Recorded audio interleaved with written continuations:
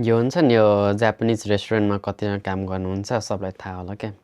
कति टाइम यति साह्रो भोक लागेको हुन्छ नि त त्यो टाइममा त्यो खानाहरू त्यो कस्टमरले छोडेको खानाहरू खान मन लागेको छ कि छैन। प्रायः त्यस्तो हुन्छ क्या, मलाई चाहिँ हुन्छ यार। किनभने अब कति टाइम चाहिँ अब त्यो स्कुलबाट सिधै काममा जानुपर्ने हुन्छ अनि त्यो खाना खाने टाइम पनि हुँदैन नि त। अनि त्यो टाइममा चाहिँ अनि त्यो खाना खाने टाइम हुँदैन अनि कति टाइम चाहिँ अब एकछिन सुत्छु अहिले उठेर खाएर जान्छु भन्ने हुन्छ नि त। अनि ठ्याक्क त्यो उठिँदैन कि अनि काममा जाने बेलामा त जुरुक्क उठिन्छ अनि त्यो उठेर हतार हतार हतार काममा गइहालिन्छ। अनि त्यतिकै काममा गयो नि कामको सिफ्ट पनि हुन्छ नि त अब 4-5-6 घन्टावाला हुन्छ नि त, त्यतिमा त के खासै हुँदैन।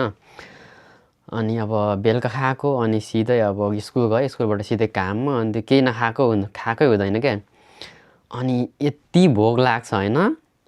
अनि त्यो भोक लागेको हुन्छ अनि त्यो भोक लागेपछि चाहिँ अनि त्यो खाना रेस्टुरेन्टको काम त सबलाई थाहै छ।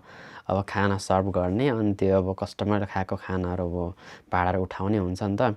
अनि त्यो टाइममा चाहिँ कस्टमरले चाहिँ थोरै मात्र खाने अनि त्यतिकै छोडिदिने हुन्छ क्या। अनि आधी खाने छोडिदिने त्यस्तो हुन्छ। अनि हामी चाहिँ यति भोक लागेको हुन्छ क्या अनि त्यो टाइममा चाहिँ त्यो खाना कसम त्यो अब भाँडा उठाउँदा त्यो फाल्नुपर्छ नि त। अनि त्यो टाइममा चाहिँ कसम त्यो टिपेर सबै ग्वाम खाइदिनु जस्तो फिल हुने क्या। किन यति भोक लागेको हुन्छ अनि त्यो कुनै खाना चाहिँ फेरि यस्तो मिठो खाना हुन्छ नि त त्यो होइन।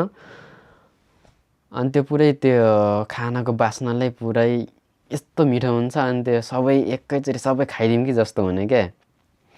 अनि त्यो खाना मिल्दैन होइन। अनि